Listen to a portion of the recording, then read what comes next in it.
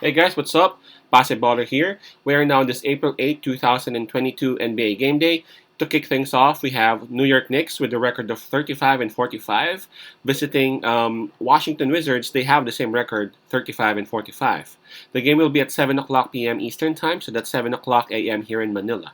I'm just inviting everyone who have not subscribed yet to our YouTube account or YouTube channel, Basketballer. Please click on the subscribe button below. At the same time, hit on the bell logo. That way, automatically, you guys will be receiving notifications whenever new videos are uploaded.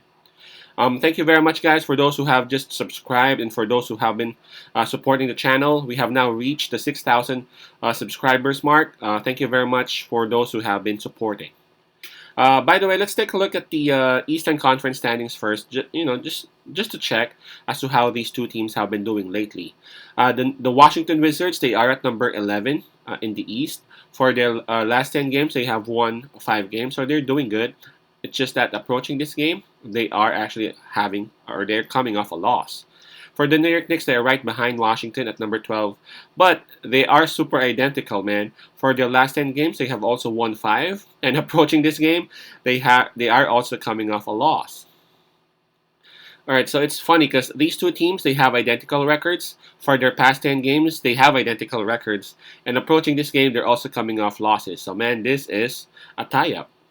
On this particular game, Washington Wizards would have the advantage in terms of home court. In terms of fatigue, we can just skip that one because both teams are coming off rest. In terms of momentum, we can just also skip that one, man, because again, they are super identical. They've won 5 out of 10, and both are coming off losses. So let's just go ahead and take a look at the injury list for both teams. For Washington Wizards, Kyle Kuzma and Bradley Beal will not be available for them. So 2 players out for the Wizards. While for the Knicks, I see a lot of players out. Cam Reddish, Julius Randle, Derrick Rose, Nerlens Noel, Mitchell Robinson. So 5 players are out for the Knicks.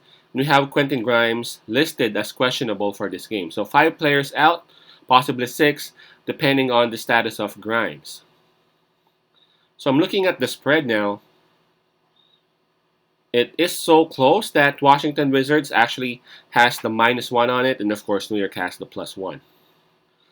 This one's so tough, man.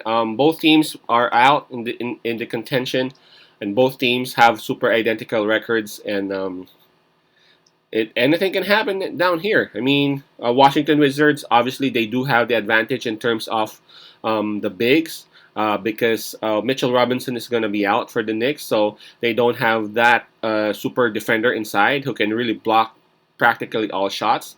So Porzingis and Gafford can actually have a feast inside if the New York Knicks wouldn't really help one another in defending the paint. While for the New York Knicks, they have the advantage in terms of their backcourt, man. And tell you why? Because of R.J. Barrett. R.J. Barrett has turned into a star, and I'm looking at him, and he's so young and he's so confident. He, so long as he would actually take care of his body and his health, man, R.J. Barrett would be a superstar soon. And R.J. Barrett is also supported by Burks, Quickly, Fournier. So they have the New York Knicks got the advantage in terms of the backcourt, the shooting guards, and all that. While the Washington Wizards got the advantage in terms of the bigs. This one's a toss-up, but as always, if it's kind of like this, a toss-up, I always pick the team who has the advantage in terms of the backcourt instead of the bigs. So my pick on this one would be New York Knicks +1.